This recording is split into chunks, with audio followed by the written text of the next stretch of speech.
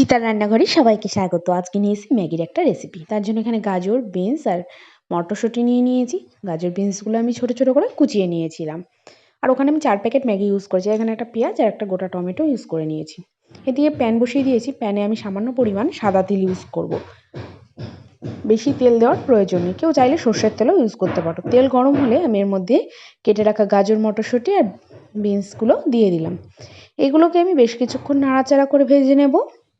নাড়াচাড়া করে ভেজে নেওয়ার পর আমি এখানে অ্যাড করে দেব লবণ। লবণটা পরিমাণ মতো দেবে। দিয়ে এখানে আমি আবারও বেশ কিছুক্ষণ এটাকে ভেজে নেব।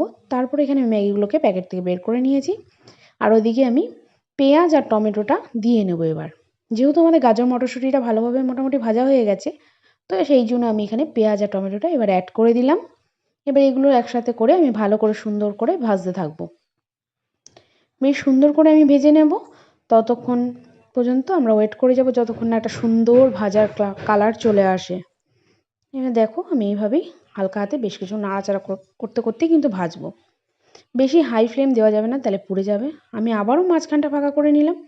এইবার আমি এইখানে অ্যাড করে দেব ডিম। এখানে আমি একটা ডিম ইউজ করেছি। কেউ চাইলে দুটোও করতে পারো, যার যেটুকু ভালো লাগে করতেই পারো। আমি একটা ডিমই ইউজ করেছি, যেহেতু আমাদের সবজিটা বেশি আছে। বেশি ডিম দিলে বেশি সবজি বেশি হয়ে যাবে ম্যাগির তুলনায়। তো আমি এখানে আবারও ডিমটাকে ভালো করে ভেজে সবজির সাথে নেড়ে নিলাম। এবার দিয়ে দেবো পরিমাণ মতো জল। 4 প্যাকেট ম্যাগিতে যতটা জলের প্রয়োজন আমি ততটা জলই এখানে কিন্তু অ্যাড করেছি, তবে কিছুটা বেশি সামান্য পরিমাণে, যাতে সবজিগুলো একসাথে সেদ্ধ হয়ে যায়। সবজিগুলো খুব ভালো করেই ভেজে নিয়েছিলাম, সেদ্ধর জন্য কোনো রকম চিন্তা ছিল না, তাও আমি একটু সামান্য জল বেশি দিয়েছি। এবার দেখো ম্যাগিগুলোকে আমি অ্যাড করে দিয়েছি। এবার ভালোভাবে আমি একটু ম্যাগিগুলোকে ভেঙে নেড়ে চেড়ে দেবো। আর ম্যাগিগুলো একদম গোটা অবস্থায় দেবে না, হ্যাঁ, একটু হালকা ভেঙে দেবে। দেখবে সবজির সাথে খুব অ্যাডজাস্টভাবে মিশে যাবে, তাহলে খেতেও ভালো লাগবে। চলো এইভাবে নাড়াচাড়া করে আমি রেখে দেবো যতক্ষণ না ফোটে।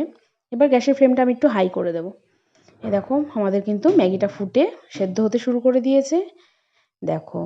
দেখেছো আমাদের ম্যাগিটা কিন্তু অলরেডি ফুটে সেদ্ধ হয়ে যাচ্ছে। তো গ্যাসের ফ্লেমটা এই মুহূর্তে আমি হাই থাকবে যতক্ষণ না ভালোভাবে ফুটে আসে।